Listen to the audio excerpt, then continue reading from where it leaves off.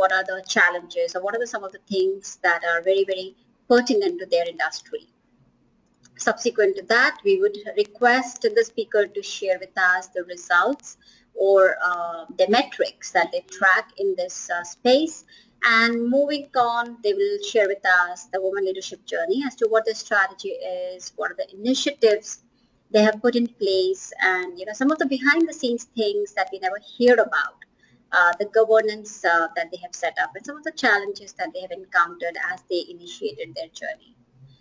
We would like to move on to some of the what's next in terms of what's in the horizon for TESCO, and then again open up the floor for questions and answers. All right, so that's the format we will have for the next 90 minutes or so. And now just a very quick overview of what ChaiPay ORG is. Now you all know what ChaiPay is. Our focus is on women leadership. And really in this particular space, we are looking to learn from what are the progressive companies doing, what are the initiatives that they have put in place that we could perhaps copy and paste to the extent we can instead of reinventing the wheel here. So we can, or you can, build your organizational practices of these and impact your bottom line. And of course, it allows us to save time, to jumpstart our journey. So that's the whole premise of initiating this kind of an initiative. So with that, I would like to welcome our speaker for today, who is from TESCO, and she is the head for recruitment and learning and development at TESCO, Anju Sethi. So I know we have two Anjus on the call, Anju Square. So we can either refer to each other as Anju S or Anju J, that's me, and ask your questions to any of us. All right, with that, Anju, welcome to ChaiPay. It's great to have you here today. And we look forward to learning from what you guys have done in your neck of woods. So over to you, Anju. Thank you, Anju Jain. Yeah, it is strange to have two Anjus on a call, but I think two are better than one. It's absolutely fantastic to be here. Like I've told you before, I've been really impressed with ChaiPay, and I've been really impressed with the fact that everyone just comes together to learn from each other, and that this network has existed for a long while as well now and survived it, which I think a lot of times we do start thinking of networks in terms of numbers, but that isn't actually the right thing is really important to look at, especially when you look at women's network and learning about women development. So it's fantastic, Anju, and I really appreciate what you're doing and the fact that you've kept it alive and been very resilient in keeping it alive as well. Thank you so much. So let me start off by talking a little bit about what TESCO does, and then I will talk about what my role is and in what capacity I can contribute to our diversity agenda, and then talk about what are some of the initiatives we're doing and what are some of the challenges and governance around it. So TESCO is, it's one of the largest retail companies in the world. Walmart is big and TESCO is just as big. It's the biggest in UK, in fact. And we have roughly about 500,000 people across the world working for TESCO.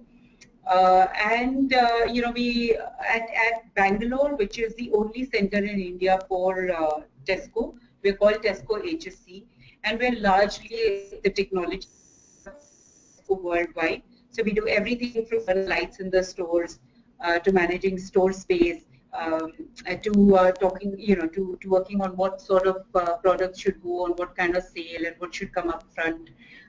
We pretty much manage everything about the stores except actually be the people in the store who are stacking and selling. So in one sense, we are at the most leading edge stuff that TESCO needs to do, and when we provide the right infrastructure and support to do that. There are about 5,000 plus people at HSC, here, and we actually now the number is 11 years.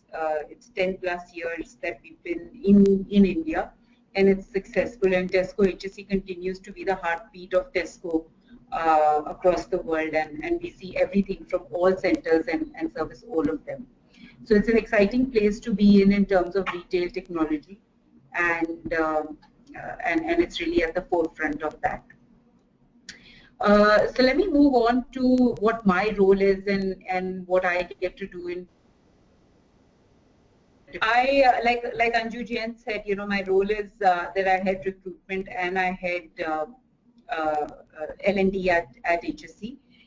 So my role really allows me to not only look at who's coming in the organization, but also look at who's not coming in, because one of the things you start to see in recruitment when you're in recruitment is what's happening to the diversity agenda and how are managers recruiting into the organization, and you get to hear a lot of the biases um, that are quite indirect in nature. You know, you don't really hear them very clearly as, hey, this is a female candidate and therefore I'm rejecting.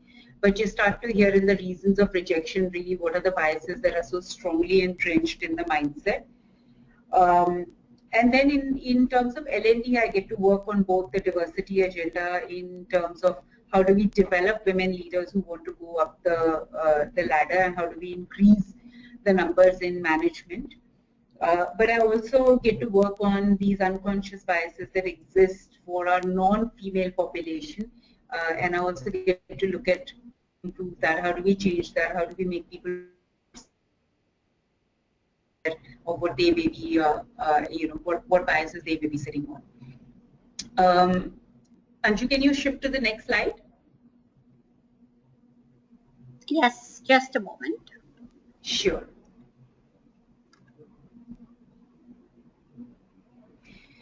So, you know, in terms of the IT-enabled services and companies that exist in Bangalore, in Karnataka, actually, we're leading. We're in 2010, we were, sorry, 2012, we were rated the highest in terms of diversity.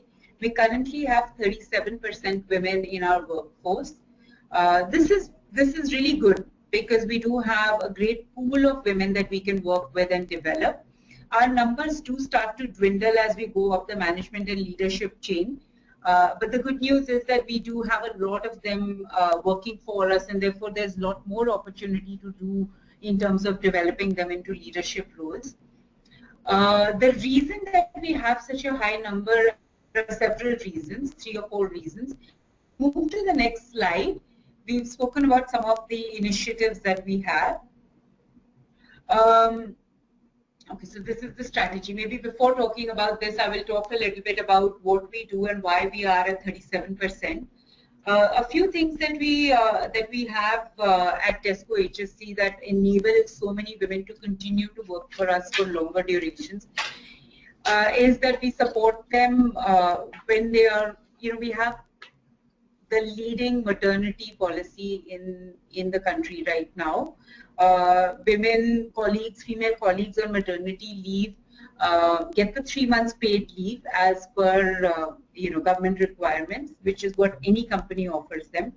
Most companies also offer an additional 3 months, so you can go on leave up to 6 months and would still have a role when you come back to the organization. But TESCO's gone on to add another 6 months, so potentially you can take a year off for maternity and come back and still find yourself in a role in TESCO. And this is really cutting edge because for almost a year, you're absolutely assured that 9 months of it is unpaid, but it is still really significant because you're not leaving the organization. You have the choice to come back. And this has actually enabled a lot of female colleagues to come back. We've seen a lot of female colleagues come back at 8-9 month period. And you know, usually when you look at the development of a child, I think from 6 to 9 months, they start to become a lot more independent. They're moving around, crawling around, and so female colleagues find that as an easier time to come back. And just extending our maternity leave has allowed and enabled a lot of women to come back. The other thing that we have is we have on-site creches. Anju, can I just clarify this one point I had? Sure. So 3 months is the legal maternity leave, and what you're saying is you give additional 9 months of unpaid. That's right. And you give it to all, or is it based on your discretion? No, it's available to anyone who wants to take it. So absolutely, the female comments what's the kind of leave that you need upfront. She can tell us, approximately 2 months in advance that I need to extend my maternity leave. I need more time. So it's not that she needs to commit for the year or 6 months or 9 months upfront. It's really left to her. Because we need to give her a role when she comes back, we do look for a time frame in which she can tell us when is she expected back, so that we can start making sure that she has a role when she returns. Most companies do actually give up to 6 months of maternity leave, 3 paid and 3 unpaid. But there's just a handful of companies that give you a year of maternity leave. Sure. And typically, does the woman come back to the same role, or is it a new one? So this depends, because it is a long time to keep a business, a role open and available. So many times managers will need to put somebody in place, when the female colleague leaves for maternity. Also because it's not like you don't likely know whether they'll take a year or how long they'll take.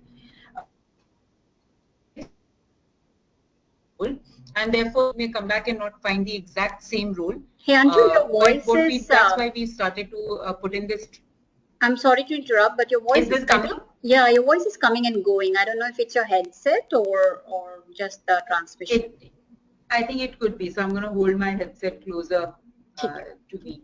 Sure. Yeah. So I was saying that we try to get them back into the similar kind of role. It's difficult to give them the exact same role because business does need to continue to perform, and therefore keeping an open position sometimes is not possible for us. But we tell them to we tell the female colleagues to let us know 2 months in advance when they're coming back, and therefore this allows us to find them a role that is suitable to their skills. When they do come back. And typically you're able to find everybody a role? Yeah, we do. I mean, we've not had to ask anyone to leave because we couldn't find them a role. Okay. And just one last question in this space. 37%, this is your total population, I believe.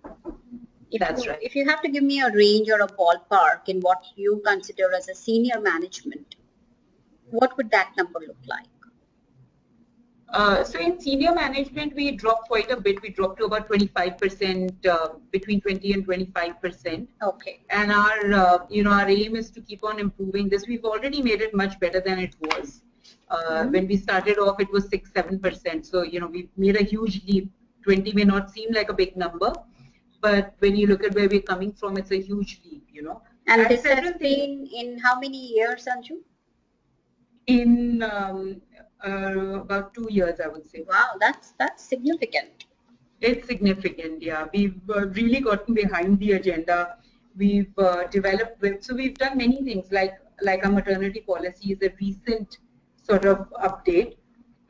We've, even the development programs and stuff. So we've really got behind the agenda and said that we want to change this number, and we don't want to put quotas and force people to take female colleagues into their business. We just want to show you that they're really as capable. So you really see a lot of pull from the business and not a lot of push from us. Okay. So do you want me to go to the strategy slide, or where do you want me to go? Yeah. Let's talk about this actually, and then we'll come back to anything else that I want to add. So our strategy this year is threefold actually. While we want to continue the development of women across all levels, we are strengthening these programs and we're also dividing them up a bit. So we're seeing some challenges in terms of women colleagues who are already managers, and how do you move them into leadership roles. We're also seeing a very different challenge with the younger generation who's not made a decision whether they want to stick around that long, and whether they even want to be a manager. So we're designing a really stronger program there and enabling them to understand what they want to do and their goals. And then we feel like women colleagues who are already in managerial positions, they need a different intervention, understand how to be an have a seat on the table, have an equal seat on the table, and not be in a position of where you're invited into a conversation, but that you own these conversations that you're participating in. The second thing that we really want to do is impact diversity through hiring. We've we've never really focused on having the high, looking at it from a hiring perspective, and not really focused and said that, hey, let's increase the input and inflow. I took on the head of recruitment role this year, and there is a huge opportunity to bring in more female. And I think if we have more women turn up for interviews, we'll just have more women being selected because they are capable. So we don't want to force it and say, hey, please, you must make sure that you select 40% of your hiring is women, and we don't want to say that. But what I'm trying to do this year is that if we just every position, if we're sending 10 people for an interview, if we send 8 of them as female candidates, we're just likely to get more female candidates selected. So we're looking at it again from a different perspective. We just want to put more and more talented people in front of business and have them come to the conclusion that yes, there are lots of talented female candidates out there. It's slightly different from putting a number on a manager and saying, hey, make sure you hire this much. I think that when they see it like that, they see it like forced down their throat. And when they see it like this, they're more than likely to just pick up talent that they have themselves selected and liked and offered. So Anju, a couple of questions here.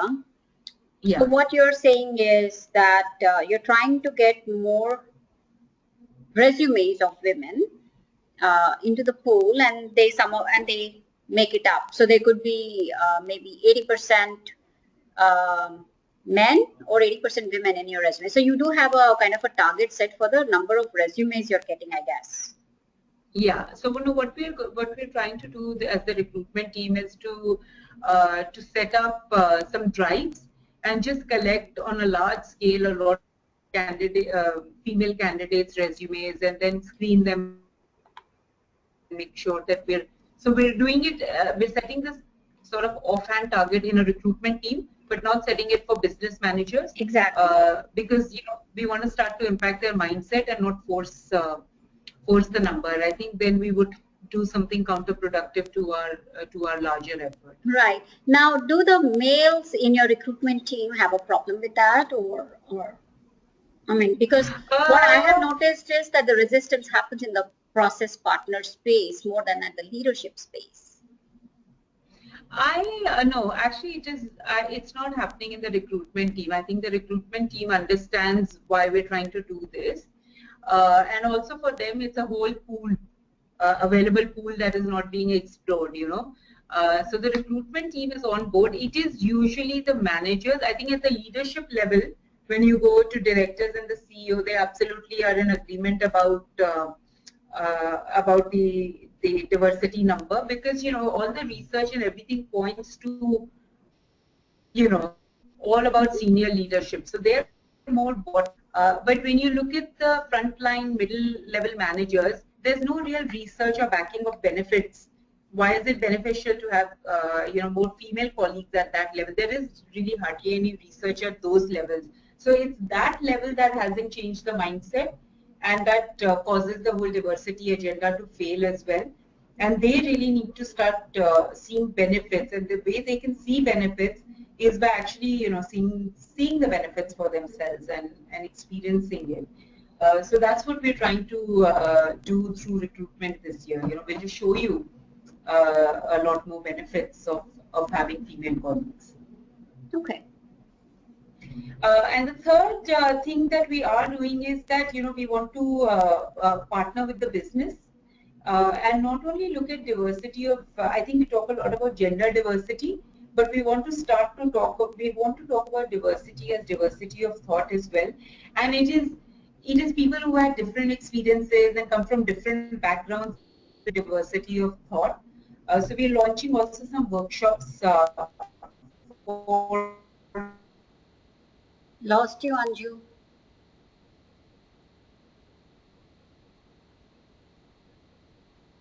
Male manager, but I think we lost you for a couple of seconds.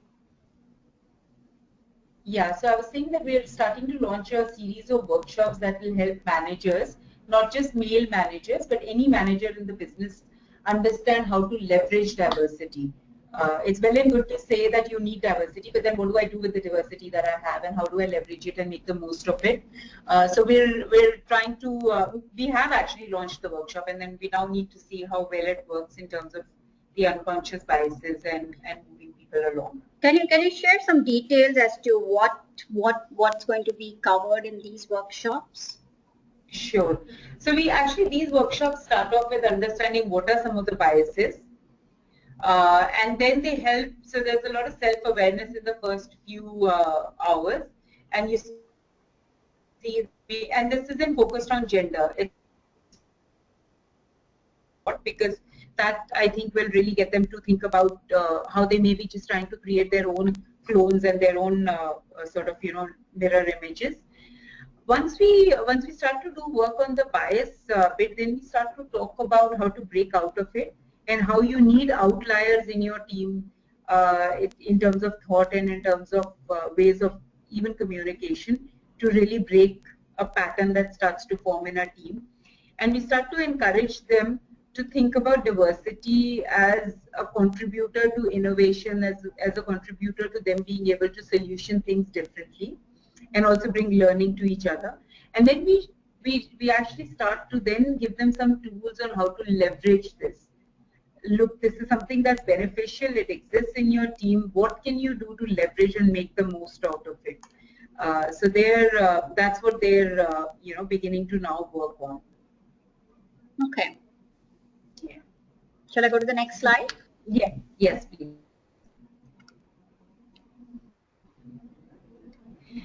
Yeah, so talking about some of our initiatives, the first one I think is pretty much in common with most businesses and what they do, which is you pick your high potential female colleagues, and and we put them through really supporting them with a development journey. This development journey actually lasts about 6 to 9 months, and it really helps them. It exposes them to a variety of things before we put them in front of leaders. We ask them to make presentations. It's a very, very practical program along with the classroom sessions. It's very, very practical as well. And they're really required to get out there and really sell themselves as great business leaders. We have, of course, done something to enable that as well. And you can't just go talking about yourself. So how do you kind of enable this journey and get them to talk about themselves? But what we find is that a development journey which is taken out of the classroom and made very practical has had huge impact. 77% women on the program while they were on the program or just off it. So their managers and their business leaders do start to see the benefit of them being on the program, and their development and the results are almost immediate. So what's happened is that Anju, I'm sorry to interrupt you. We lost you in between. You said 77% of the women who were part of this program, demonstrated what? So what I was saying was that they're asked to demonstrate their leadership abilities, whatever they're learning in the classroom. And about 77% of the women in the last 2 programs that we've conducted have got promoted. And the reason for them getting promoted is that their business leaders and managers are being able to see their journey and are being able to see them as equal partners with a seat on the table. So you can really, they are really beginning to see these women as equal partners, and therefore being able to put them in positions that require them to display leadership skills, impact, and all of that. And I think the promotions are a business to say, hey, we see the potential and we see where this female colleague can contribute. And we use that as a key measure, because in the end, that is what we want business to see, that these women have potential. And any challenges in terms of how your male colleagues are seeing these initiatives as? Because what I'm gathering is if this developmental program wasn't there, maybe those promotional opportunities would have gone to the male colleagues. You're right, and we consistently hear, hey, why don't you have men in leadership, and why should you treat one segment of people as special, and all of that. So we do hear that consistently, especially from male colleagues who are not for diversity, feel quite threatened with it. And it is also true that if these women were not in place, then these positions would have gone to the male colleagues. And you hear this as a challenge, but Lost you, Anju. saying that if they're female, they're going to them because so we've never put a quota at the end of the Women in Leadership Development Program and said these women should get promoted in next 6 months or nothing like that. It is your business leader who is now seeing these women as more potential, have more potential and the right skills to do the job. And hey, there are lots of development programs and development opportunities for the male colleagues as well. So we've been really firm about it, and we've said that it's the right person for the right job. It's not it's not find the female and fill the job. Okay. So basically, you're saying it's an equal opportunity. Absolutely, absolutely. It's if you're capable, whether you're male or female, you'll get the job. So and that's how the graduates of this program, so are they getting the visibility that the business leaders are seeing a change? Or how do they gauge that there is a potential or there is a lot more that this woman can bring to the table? Absolutely. I mean, we are giving them visibility. We get them to work on a project, which is actually they launch a business and run the business, and they are exposed to a lot of leaders, and they have to make pitches, and they have to convince and influence the leaders about their ideas, get their funding, and then execute on this idea, and then come back with whatever money they've earned. So what we are doing is we're giving them an opportunity. But we give them this opportunity and they decide what they want to do with it. So my team will push them and say, hey, you have the opportunity, you haven't gone with any idea or stuff, but the ideas come from them, the execution comes from them, the influencing comes from them. So we don't help them, we just enable them. And of course, we help them in terms of making sure that they have the right skills. So we take them into training and also give them the right skills. But it is what they make of it, and they make it or break it. Invariably what I is that the female colleagues, once they get the right platform, are enabled, they really actually do take it on board and really run with it and want to make the most of it. And once the leaders are seeing them make the most of it, their apprehensions disappear, because business leaders, fortunately, in the end want results. And if they don't really actually care as much whether it's a female or a male, they just want the results. If you can prove to them that this person can get you better, equal or maybe better results, they're absolutely game for that.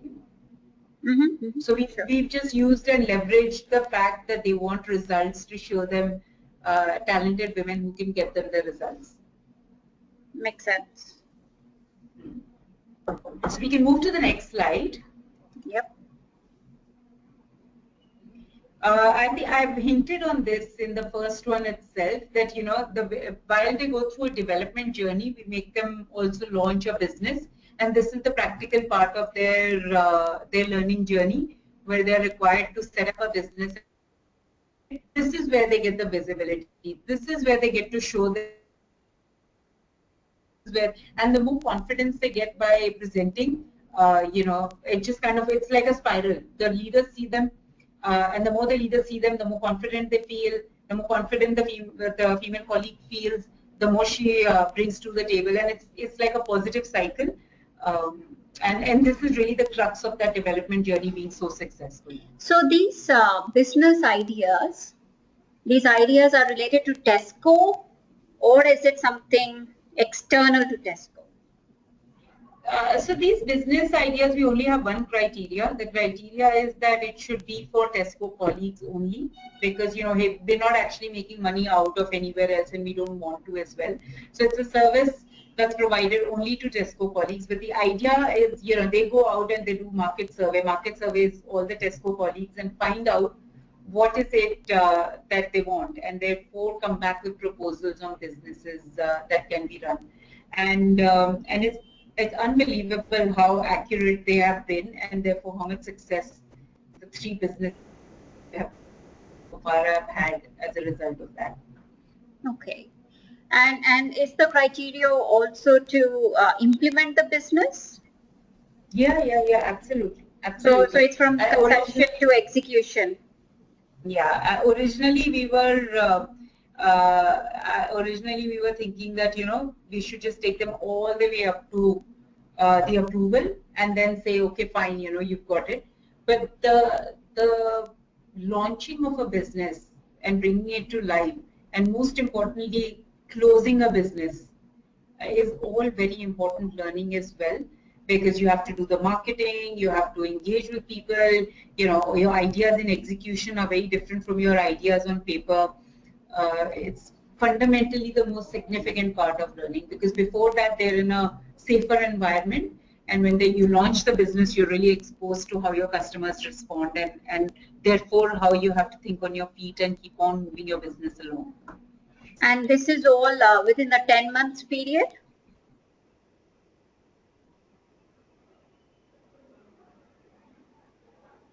Hello? Anju, are you there? Anju? Yeah, can you hear me? Sorry. No, I didn't hear you. The question was, Yeah. are there, so this is a 10 That's month right. period, right? That's right. That's right. That's Okay. right. Okay, so we can move to the next slide. Yeah.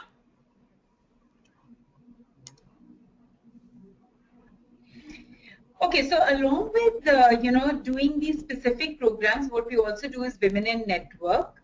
I think our Women in Network is not very different from what most companies do. The main difference in our Women in Network event is that we invite male colleagues as well.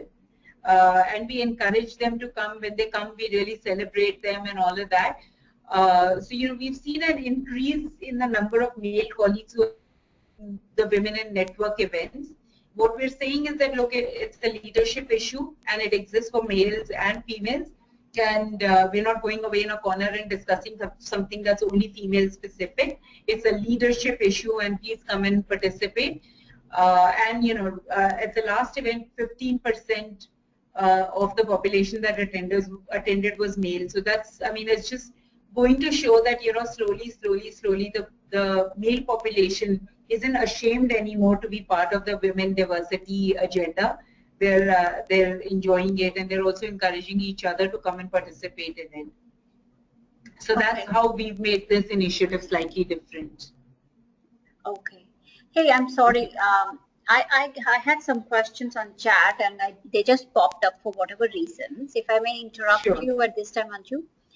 What is your behind the scenes experience while hiring women to ensure diversity? Do you get the required skills and competencies in women candidates? What all goes into the hiring process? I think that, you know, I think sometimes businesses and us also, we over glamorize what we need. You know, we sometimes tend to think that the skill set that we need is very unique and very difficult to find, not just in female but also in male colleagues. One is in setting the right expectation and understanding what we need is different from what we want. And I've had some fundamental conversations with business and said, what is it that you need? And when you start to go underneath the surface, what they really need is also fantastic attitude, and they need the basic skills. And they're quite willing to help people, including male colleagues, who don't have the exact right skill set. So you know, fundamentally behind the scenes, I will tell you that it needs a lot of business leadership conversations where you want to come to the what is it that you actually need in terms of skill set. Sometimes we just tend to really want the world from people at the recruitment stage itself, and you know, if you go and ask different on day one. And it's not, I mean, that's not happening even when you're hiring male colleagues, by the way, you know. Sure. There's lots of stuff, yeah. Okay. All right, let's move on to your Women Network program. Yeah. So I think with the with the Women in Network program, like I said, it's very similar to what most organizations might do. What we've done is that we've really highlighted that it's open to male colleagues. We adamantly call it Women in Network because we want to put it on as an agenda item on the table. But in every email that we send for the program and everything, we keep on saying, male colleagues are welcome, male colleagues are welcome. And we start with that, we end with that. We always say we love diversity, therefore we want male colleagues there. And that's really been the fundamental shift, In the last 2 years of running this program, it's gone from having 3 or 4 men coming to the last one, like I said, we had 115 men attending the program, and absolutely proud and happy to be there. And that's quite a shift for our organization or any organization. So what kind of activities do you do? I mean, I know you discuss topics like these, but Yeah. over the year, do you have a full calendar for these activities? How do you measure your success? Yeah, we do have we've thought about what is important as the skills for the year, and we address that one by one every quarter when we do an event. Actually, we do one every 4 months, so we're not able to do one every quarter. It just gets too hectic. But one of the things that we've done is we always use a very innovative format. So what's happened is that those who attend the program go back and are just raving about it. And I think that is my measure. The feedback that we collect, I always tell my team that if they're raving about it and impressed and found something different, because what happens is that then they go back and they talk to 10 people and say, oh, you should have come. It was so exciting. We've used theater, we've used various formats, we've used stalls, leaders are standing in stalls and you can go talk. We've just used so many innovative formats and not just use the usual format of, have a group Lost you, Anju.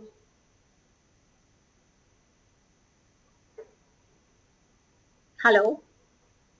what's happened is that Anju, I we mean lost we're you. sold out. We You don't. were you were just talking about the innovative Yeah, ideas. yeah. So I was saying that what the bar that I have set is actually on the feedback received in terms of creativity and excitement. And what's happening as a result of that is that people are going back and telling their colleagues, hey, you should have come, you should have come, you should have come.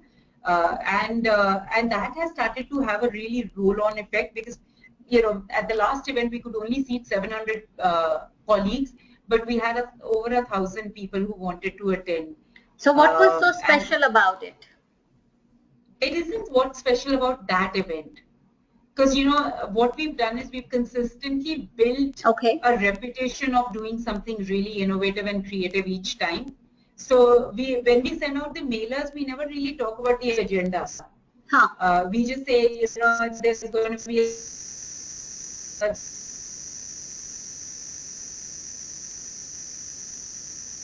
Very poor connection register. today. What happens now is that people are just wanting to come in and see what's creative, what's exciting, and what's going to be different. And so it's driving nomination not by how we are selling it. It's driving nomination by how we are doing it. Okay, could you give a concrete example of innovation? Yeah, like at the last one we used forum theater. What is that? So it's a theater format, and it is. I mean, it's a long explanation, but forum theater is a format that allows the participant to engage with the theater piece itself and change the script. So it's re-scripting. There's a process to it, but you re-script it and you change what you don't like. So it's really an empowering format to use in terms of theater and allows people to change what they haven't liked, and that was fantastic. In the previous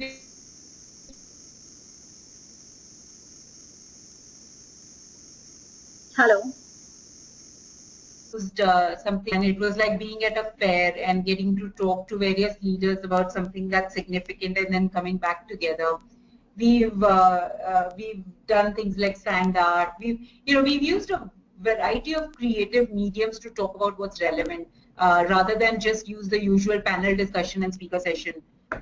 And then therefore people are just so engaged now, that they're not turning up because we're advertising it like that.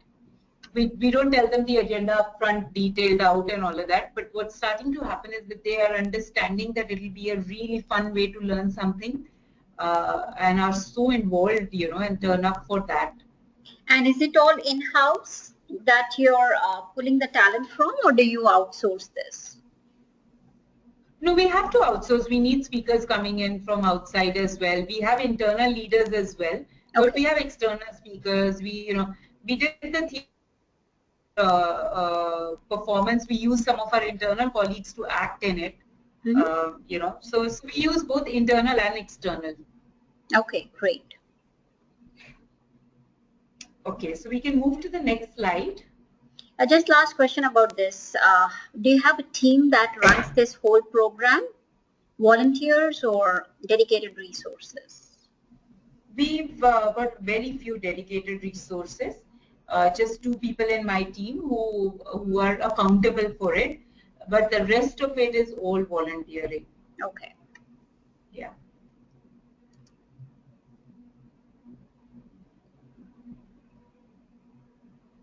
Okay, so this I had mentioned already. We've got a year-long maternity policy along with a year-long sabbatical as well. And then, what we have is our creche facilities which are on site, and we have also a daycare which is from 6 months to I think roughly 4 years or 5 years. At the school-going age. So if you have a young child, there's day-long care that's provided at our facility. Okay, just a clarification here. You said 3 months leave during maternity. So year-long sabbatical is on top of it, or total we are talking about? So sometimes female colleagues will try and combine it. We leave it to them. We don't encourage it because it's difficult to have somebody away from work 2 years and then find them a job back.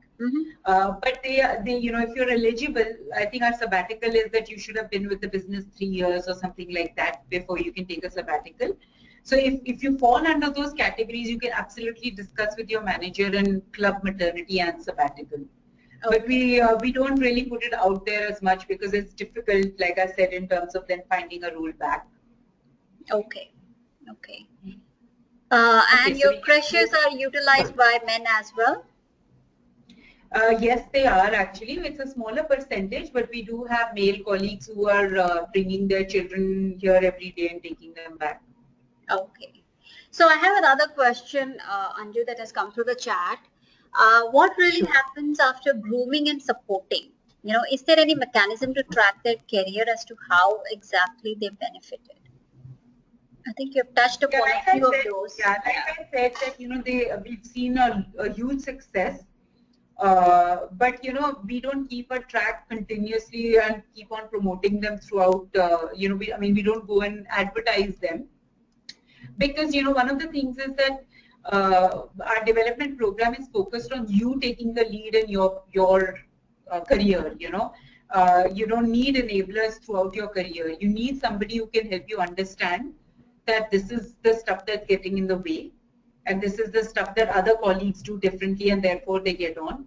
But at the end of it, you are the CEO of your career, and you are the one who must run your career the way you want to run it. And so we don't want to now go to a point where the female colleagues need continuous input to keep moving on. Yeah. Okay.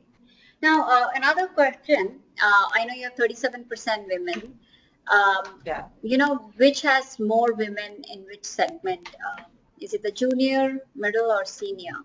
I guess it should be like I said, it's the junior level which has a lot more, and we're working on better percentages as women go up the organization. Sure. Thank you. Yeah. So on the next slide. So I think this is just a synopsis of some of the stuff that I have said. So along with the women in leadership development, we also do other development programs which are not focused on women in leadership. But wherever we've done development programs, we've kept a track on what's happened to the women and how they got on.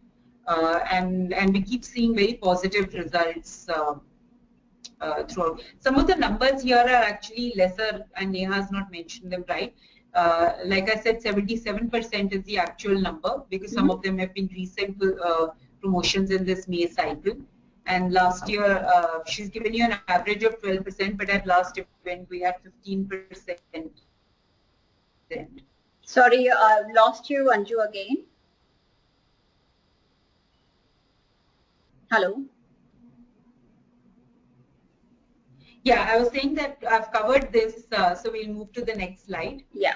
So you said there's 77%, right? That got the broader role. Yeah, that's right. That's right. And what's your attrition, Anju?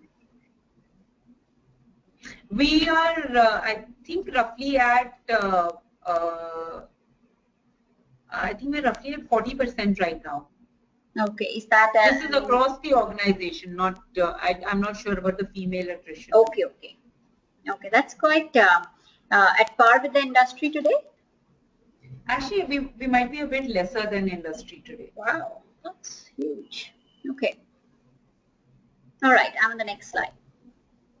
Yeah, so some of the challenges is, you know, how do you keep the leadership team influenced and continue to get them to champion this, because they hear a lot more from male managers than we do. And like I said, you know, it is really about showing everyone the benefits of this, not pushing this down their throat, but thinking of innovative ways to bring this about. And the other thing is, you know, the life stages themselves. I mean, how much can you control what kind of family a female colleague gets married into, and therefore changes position in terms of continuing her career? You can't really, you know, you can't help it when a lot of times female colleagues relocate when their husband relocates. And I mean, we see this more commonly. We haven't heard a lot of reason for leaving from male colleagues saying that, you know, my wife relocated to a different job. Sure. Yeah. So do you have any telecommuting policies? You know, somebody could sit in Bombay and work for TESCO here? It's very difficult because of the nature of the jobs that we have here. It's very difficult to have, you know, somebody we do have work from home, but it's very difficult for a prolonged time to have somebody work from somewhere else. So we, you know, right now we don't have that as yet because it's the nature of the job. Okay. Yeah. Is this your last slide, Anju, or? I think so. I think this is the last one. Yeah. All right. Yeah. So we're on the Q&A slide. So I had just jotted down a couple of questions here. Sure. So what has been a real game changer for TESCO or in this journey of women leadership?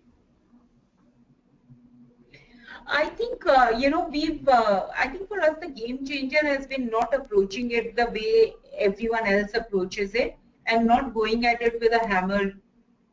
Because, you know, once you have a hammer in hand, everything looks like a nail and you just want to push it down.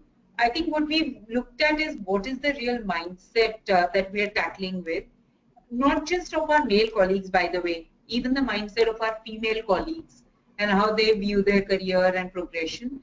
So I think for us, the game changer has been looking at it from a mindset point of view rather than a numbers point of view. The numbers have followed as a result of our approach. So more of process changes along the way than hard targets. Yeah. Okay. Yeah, yeah. So I mean, you've come a long way in 2 years. You said 37%, and you want to continue growing, especially in the senior cadre. So what next for TESCO in this space? I think this year our major focus is going to be on this work that we're going to do with largely our male managers, which is around biases and helping them appreciate. You know, I mean, people sometimes don't know what to do with diversity. And how do you leverage that? So if we can show them how to leverage this.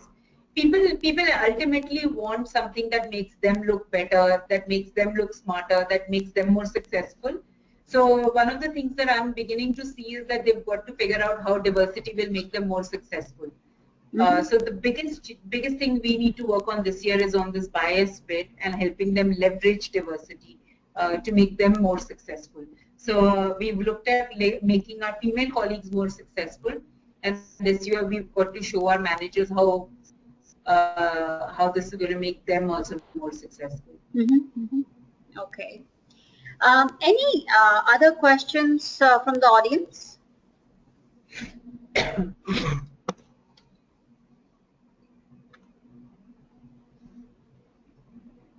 Okay, I don't see any more questions coming. Just one last question.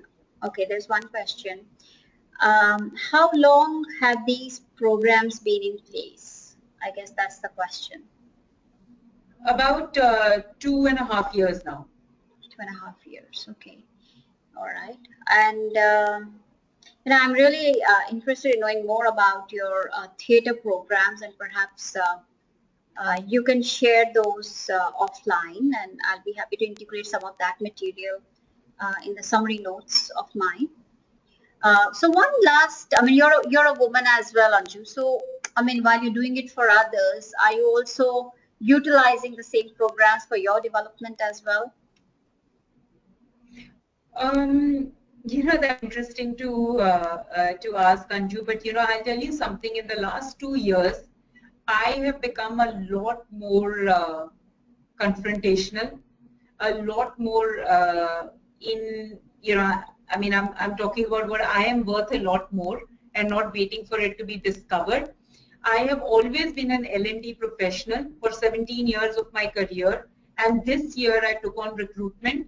And if you know how recruitment is generally looked at as an expert skill. It is something that you would give to somebody who has the experience and not give to somebody who's come from L&D background.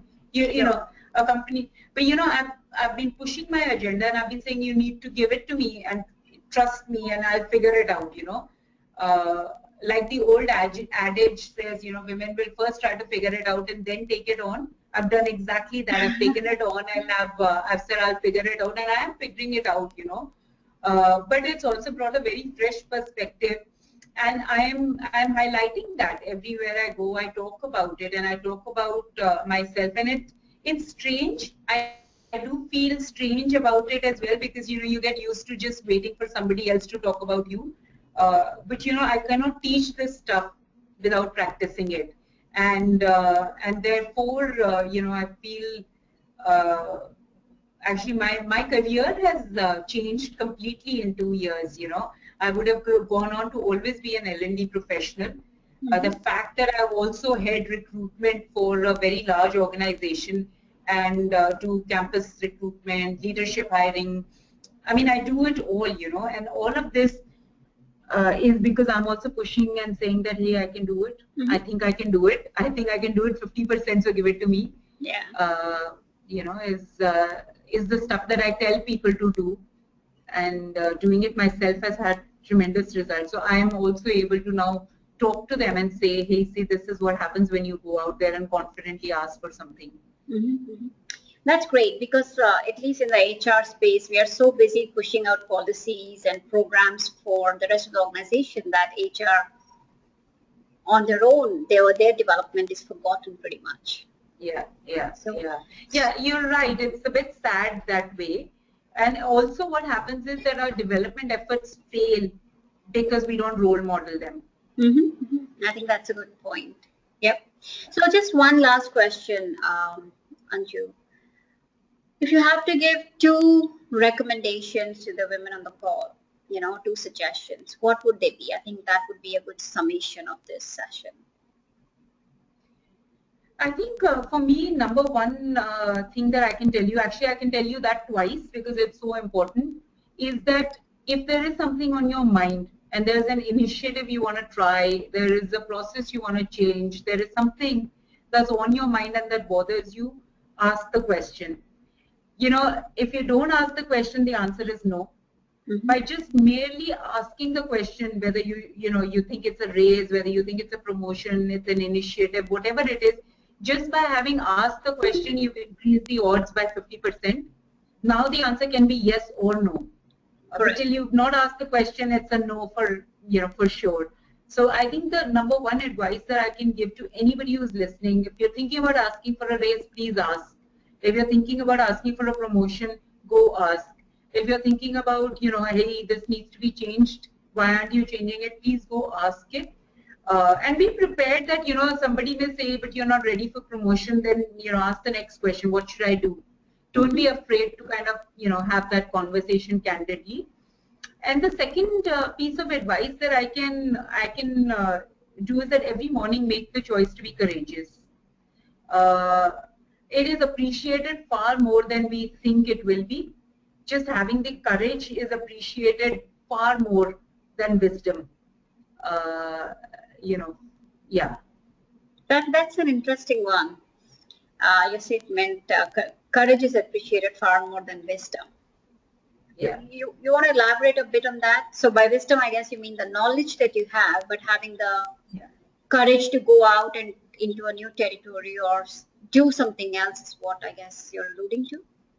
Yeah, absolutely. I think that the world is changing. Actually, nobody has any answers anymore.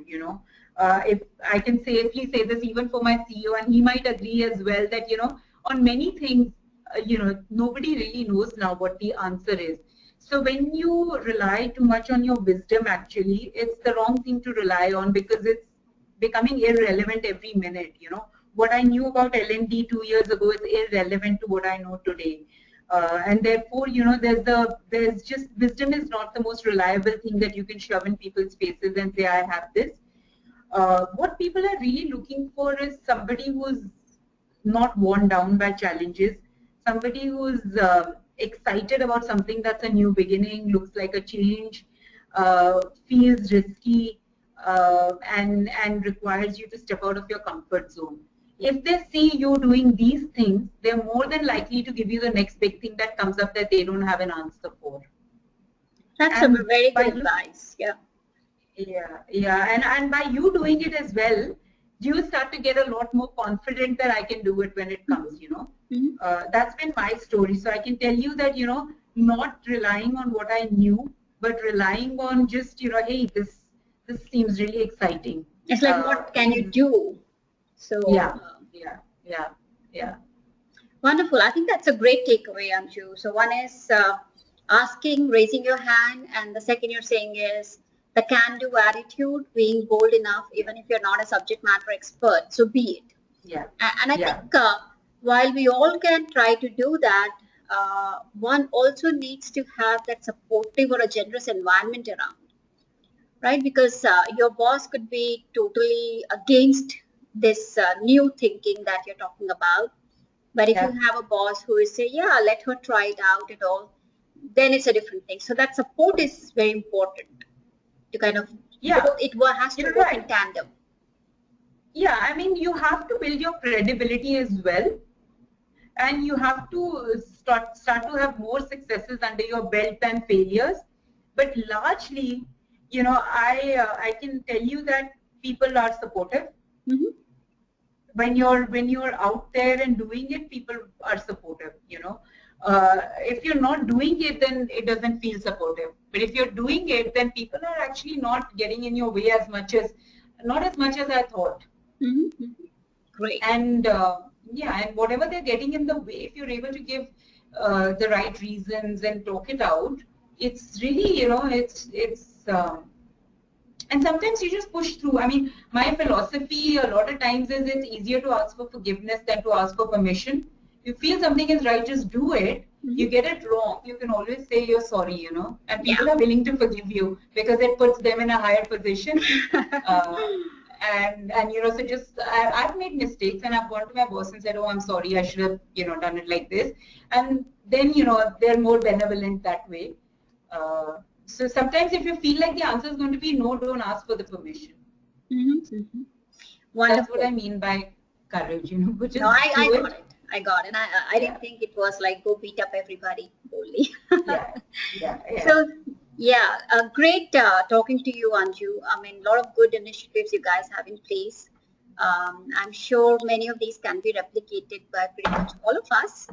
And it's good to know that you're more focused on changing the mindsets, the processes around rather than focusing on the targets or pushing that on people's face that you've got to do X number of women candidates promoted or hired or whatever. So I think that's a good takeaway for us to think through. You don't have quota systems as well, which is something interesting. Many companies do have that. And have you ever even thought about putting quotas, Anju, at TESCO? We've thought about it. But we feel like it's going to have a counterproductive mindset. Okay. All right. So that kind of sums it up for us. Good practices, good progression. You're seeing a lot of changes. You're engaging men, a lot of advocates, and you are giving a lot of visibility to women. You do have work from home policy. So I think lots to learn from TESCO and the great work you guys are doing, Anju. Hope we can get back again together, maybe another 6 months or a 12 months time frame to see how the numbers are inching up for you, considering you are doing a lot of innovative stuff. So hope to connect again, Anju, and I'm going to summarize this, send it to you for your approval before I share it with others.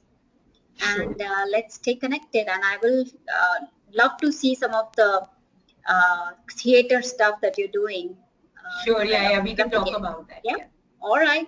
Well, thank you, everybody. All right. Thanks for the update. Talk more later. Bye-bye. Good weekend. Bye.